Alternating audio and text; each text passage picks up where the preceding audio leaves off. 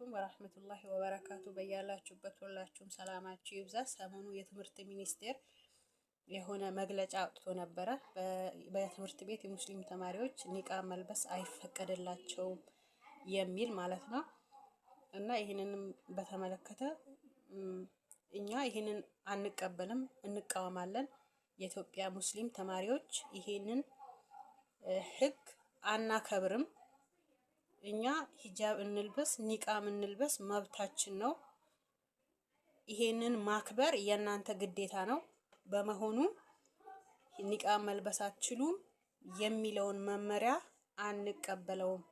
ይሄንንም በያላችሁበት ያላችሁ ሙስሊም እህቶች፣ ወንድሞች እንዲሁም የሌላ እምነት ተከታዮችም የሰው መብት እኩልነት ተከብሮ ሰው በነፃነት መኖር አለበት ብላችሁ የምታምኑ የትኛውም አይነት የእምነት ተከታዮች ይህንን አስተሳሰብ አብራችሁን ሆናችሁ እንድትታገሉ እጠይቃችኋለሁ። እኛ እስከ መቼ ነው የምንለብሰውን ልብስ የትምህርት ሚኒስቴሩ እየመረጠልን የምንኖረው? እኔ ትምህርት ቤት በመማርበት ሰዓት ጸጉር ላይ ያረኩት ሂጃብ ከጸጉሬ ተወስዶ የትምህርት ቤት ሰሌዳ ማጽጃ ተደርጎብኝ ያውቃል። ይሄ ሁኔታ ግን በልጄ መደገም የለበትም። መክፈል ያለበትን መስዋዕትነት ከፍለን ይሄንን አስተሳሰብ ማስቆም አለብን። ሁላችሁም ቲክቶክ ላይ ያላችሁ፣ ዩቲዩብ ላይ ያላችሁ፣ ፌስቡክ ላይ ያላችሁ ሙስሊሞች ይሄንን ሀሳብ መቃወም አለባችሁ። መቃወም ብቻ አይደለም፣ ህግ ተበጅቶለት መብታችን እስኪከበር እስከ መጨረሻው ድረስ መታገል አለብን። አደራችሁን። እስከ መቼ ነው እንደዚህ የሆንን የምንቀጥለው? ወላሂ በጣም ያስለቅሳል።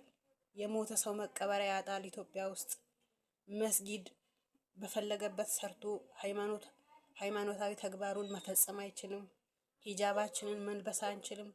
ዛሬ በትምህርት ተቋማት ያሉ ሙስሊም እህቶቼ ኒቃብ የለበሱ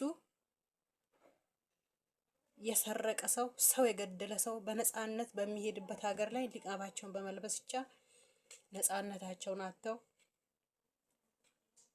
እየተሰቃዩ ይገኛሉ። በመሆኑም ሁላችንም ይሄንን የመቃወም ግዴታ አለብን። አደራ ልላችሁ እወዳለሁ። ይሄንን ስናረግ ግን በሁከት በብጥብጥ አይደለም። ሰላማችንን ጠብቀን ሰላማችንን አስጠብቀን ህጉን አክብረን እስከ መጨረሻው ድረስ መታገል አለብን።